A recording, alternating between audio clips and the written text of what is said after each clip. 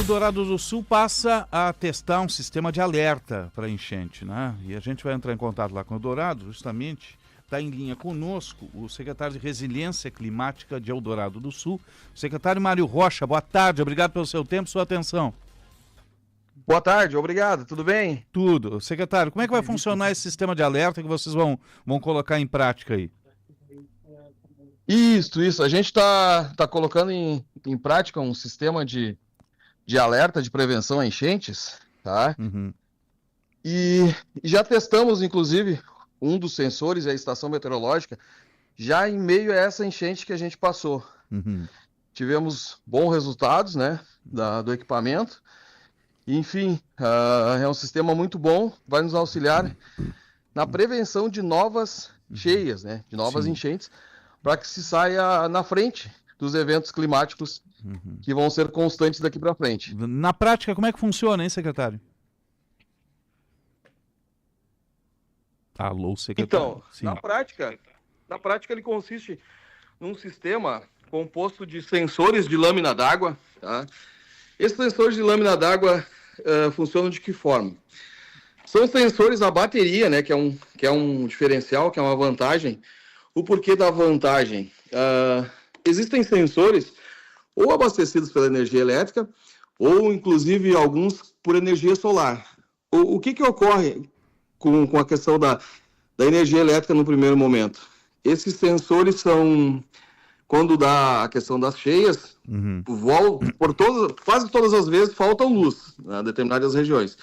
E também a questão do abastecimento por energia solar, são dias, né, e muitos dias, às vezes, que não se vê a luz do sol. Então, eles funcionam os primeiros dias e descarregam e tu fica sem a informação. Sim. Já o sensor a bateria, que é o caso da nossa escolha, ele é uma bateria robusta. O sensor a informação corre por via LoRa, né, que é um baixo pulso, então consome quase nada, consome muito pouco para mandar a informação. Então, esses sensores, assim, voltando a falar do sistema como um todo. Na nossa cidade, temos dois rios. Rio Jacuí, que pega um lado da cidade, e o rio Guaíba, no outro lado da cidade. O lado sul da cidade, Rio Guaíba. Lado mais ao norte, Rio Jacuí. Então, a gente instalou dois sensores em cada lado. Exemplo, o assentamento Irga, que é o sensor mais, digamos assim, mais acima do Jacuí. Esse que vai nos dar a primeira informação do Rio Jacuí. Aí logo após a gente tem um sensor que vai nos dar a informação de nível d'água do bairro Picada, que é na ponte, já na ilha, região de Ilhas. E depois mais ao sul eu vou ter no Rio Guaíba, já no bairro Itaí, e para o final, já próximo a Guaíba, já eu vou ter um quarto sensor no bairro São Suci. Tá? Todos esses sensores me mandam informações de níveis de água. Por que eles são importantes? Porque eles detectam, depois da calibragem, vamos fazer a calibragem deles, detectam tal qual as réguas. Ele vai nos dar uma informação de nível de alerta, de nível de cota de inundação também.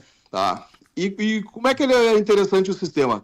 Combinado com esses 4 sensores que circundam a cidade, além de eu poder passar informações para outras cidades, inclusive Canoas, Porto Alegre, Guaíba, vão poder se usar também das nossas informações, tá? Para fazer suas estratégias lá, nos seus respectivos municípios.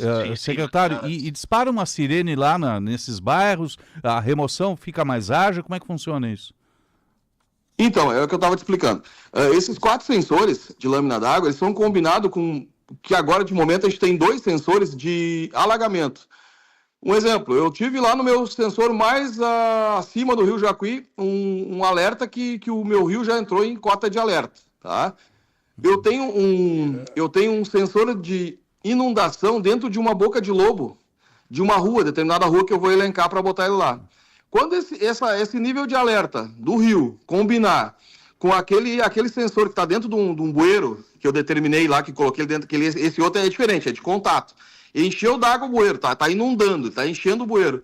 Ele vai encobrir todo esse sensor e vai me dar um alerta aqui na minha tela de monitoramento, na minha sala de monitoramento. O rio já entrou em nível de alerta e combinou com o sensor de dentro da cidade, da área urbana, que já inundou, lá dentro da Boca de Lobo. Opa, isso é um sinal que a água já está vindo lá do rio para dentro da cidade. Sim. Sim, já é um avanço gigantesco, coisa que não existia lá o ano passado, no caso, né? Foi feito tudo de forma diferente, né? Já lhe dá uma agilidade muito grande no processo de remoção dessas famílias, né? Isso, e combinado a tudo isso, né? Logicamente, não pode esperar só pelos sistemas, eles te auxiliam bastante, né? A gente já aplicou também, já nessa enchente que teve agora, todo o nosso plano de contingência, que atuou sempre na prevenção. Então, os dados que se tinham já, que a gente conseguiu acessar nessa enchente, a gente atuou preventivamente, como as previsões, enfim, como um todo. Então, deu muito certo. Então, a gente conseguiu remover bastante gente, tá? A gente combinou uma série de outros fatores. Nós criamos na cidade, pela primeira vez, um abrigo PET. Isso também proporcionou para que as pessoas saíssem com segurança de casa, entregassem seu pet lá no abrigo e saíssem ou para a casa de parentes ou para o próprio abrigo. Também a nossa parceria com a segurança pública foi muito forte desde o início. Desde o início, nós não deixamos chegar a crise para chamar a segurança pública. Nós chamamos a segurança pública desde o início com reforço na cidade. Isso proporcionou segurança para as pessoas que saíam daí das áreas de risco. Isso é importante. Agora, fica faltando mesmo as obras de proteção, que vão depender ainda dos anteprojetos, projetos, que estão, infelizmente, num ritmo muito aquém daquilo desejável, não é, secretário? Isso. Como essa parte é uma parte que a gente, logicamente, tem que se inteirar, né, como secretário de uma pasta que é referente a esse assunto, mas, digamos assim, são assuntos que por força maior, não depende da gente, né? Então, claro. O que a gente faz aqui? A gente se prepara.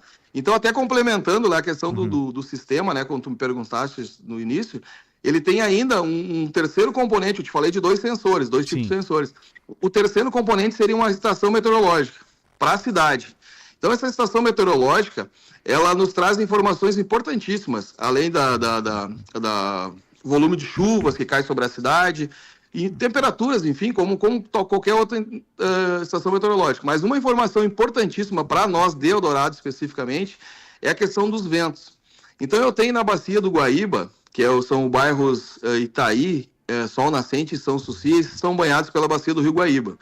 E o Rio Guaíba tem em Eldorado o Saco de Santa Cruz, que é uma espécie de uma lagoa do Guaíba que ela se forma próximo a esses três bairros. E o que ocorre nesse canto, que é Saco de Santa Cruz, aqui próximo a Eldorado? Ele, dependendo do vento, da direção do vento e velocidade do vento, no Guaíba, ele represa a água e vem a subir a água nesses bairros, tá? Então, essa informação é de suma importância para nós. E o nosso sistema tem isso.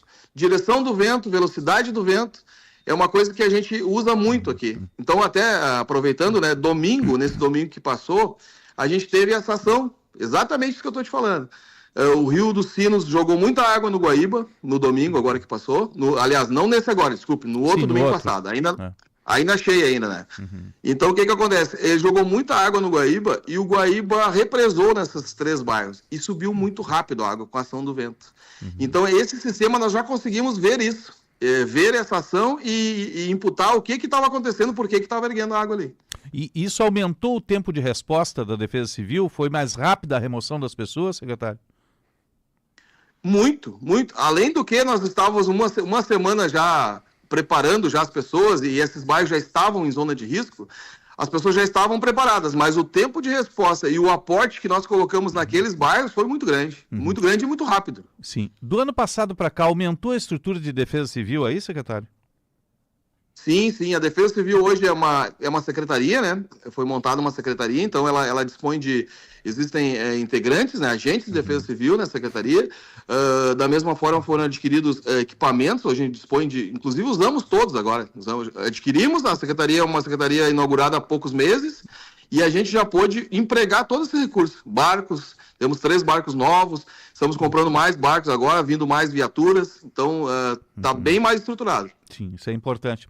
Agora, esses bairros, o senhor falou bairro Itaí. Itaí era uma rádio que existia em Porto Alegre, chegou a ser líder de audiência na década de 60 e 70, tocava música e tudo mais. Fica ali no área alagadiça. O bairro fica no área alagadiça. Quantas pessoas moram ali, secretário? Eu não sei te precisar exatamente quantas pessoas moram no bairro Itaí. O bairro Itaí ele até foi bem afetado na última enchente, né? Então é um bairro que teve até bastante gente que saiu do bairro, tá? Do número que tinha antes, saíram bastante pessoas. Existia também uma região nova, que havia há pouco tempo um loteamento novo ali, que também foi praticamente devastado. Foi um bairro bem afetado, né, pela ação das águas que passaram no viaduto. Tá? Então o bairro Itaí foi muito afetado. Ele mudou bastante o aspecto do bairro de 24 para cá. Tá? Sim. Sim. O município perdeu muitos habitantes depois da enchente, secretário? Estima-se que sim, estima-se que o município tenha perdido bastante gente. Logicamente que muitas pessoas já retornaram ao município, já se reestruturaram, voltaram, mas o município perdeu um número considerável de pessoas ainda, né? Sim. E não se cogita a remoção, como é que eu vou lhe dizer, a remoção dessas pessoas permanentemente de algumas regiões que vão alagar sempre, vão ter problemas sempre. Não sei se não é o caso de remontar isso numa região que não seja alagada, esses bairros, secretário. Então, Eldorado possui uma geografia muito plana, né? Eldorado ela está abaixo da cota, né?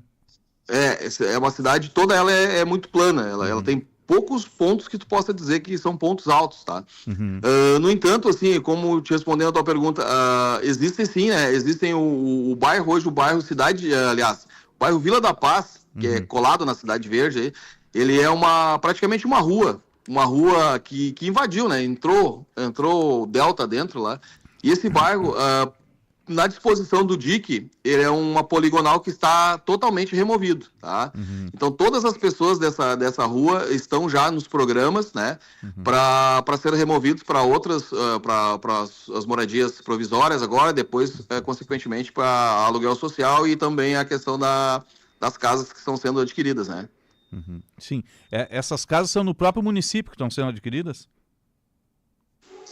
Algumas sim, mas como o município foi totalmente atingido, a dificuldade também em se encontrar residências e a questão de valores, né, ela tem sido uma dificuldade bem que o pessoal tem que tá tendo uma certa dificuldade em conseguir agregar esses dois fatores aí. Sim. Mas algumas sim já estão adquirindo no próprio município. Sim, e outras buscaram em Guaíba, que é do lado, né? Exatamente, então é uma cidade bem próxima, né? Guaíba fica a 15 quilômetros daqui, o pessoal opta bastante por Guaíba, até Porto Alegre, outras cidades também. Aumentou o orçamento direcionado para a Defesa Civil e para essas medidas todas que o senhor está adotando aí?